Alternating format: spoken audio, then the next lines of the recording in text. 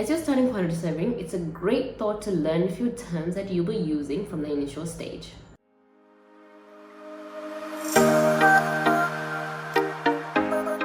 Hey guys, welcome back to Beyond the Measure. I'm a quantity surveying graduate passionate to share what I've learned so you can navigate the topics easily. In today's video, we're going to be going back to a few terms that we can add to our vocabulary list. If you haven't checked out part 1 of the terms video, make sure to do that right now, probably in one of the corners here. And in the last video, we covered what a BOQ was, along with some confusing words like preliminaries, provisional sum, preambles, and we also talked about what day works are and IPA and IPC.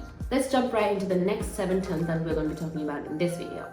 The first one is RFI. RFI stands for Request for Information. Request for information definitely speaks for itself. It means we're requesting for an information. This is usually when we're taking off measurements or reading some documents that are prepared by the consultants or the engineers. So it's either the consultants or the contractors side where when they're analyzing the document itself and they're not sure of what's specified in the document, and if they feel like some information is missing, then they will request for the information from the person who gave the document and get the response back. Second term for the day is tender.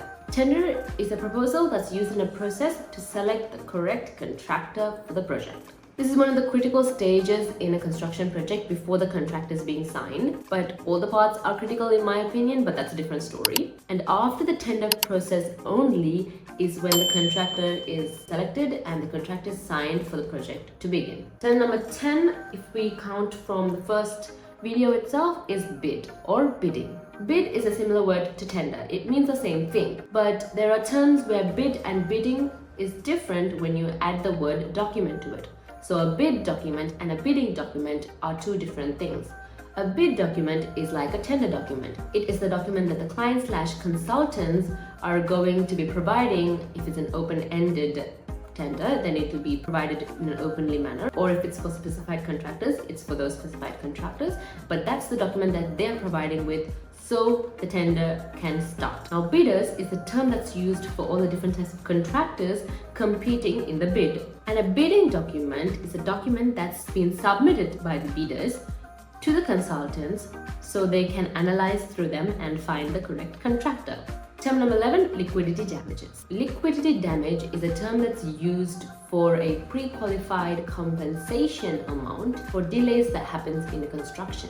This is not the same as contingency, which I'll explain in a minute.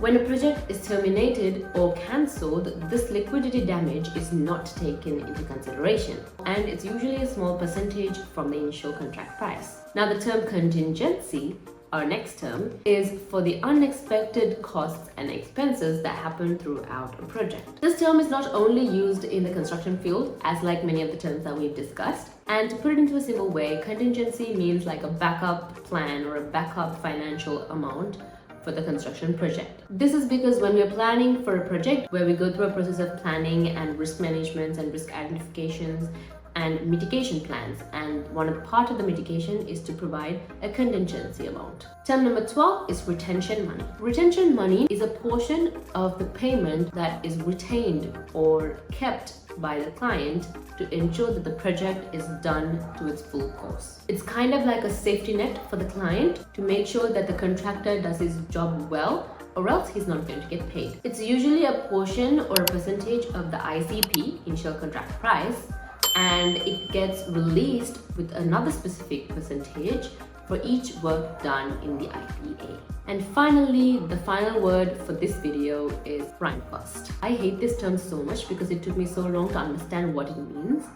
And I hope this is a different story for you guys and you can understand what it means right now. A prime cost is a specific cost for a material or the equipment itself. So for example, the price of an oven. Here, the installation fee or the transportational fee or the labor cost is not added into the price. Prime costs are usually placed because the work is to be done, but the specifics are to be discussed. And that brings us to the end of this week's video. And if you think that was helpful, make sure to share it with your friends and hit that like button. Make sure you leave a comment below on any terms that you need, and I'll follow that up in the coming videos. And if you haven't checked out part 1 of the terms video, I'll leave a link down below. Make sure you check that out, and don't forget to subscribe because I post a video every week, and I can't wait to see you in the next one.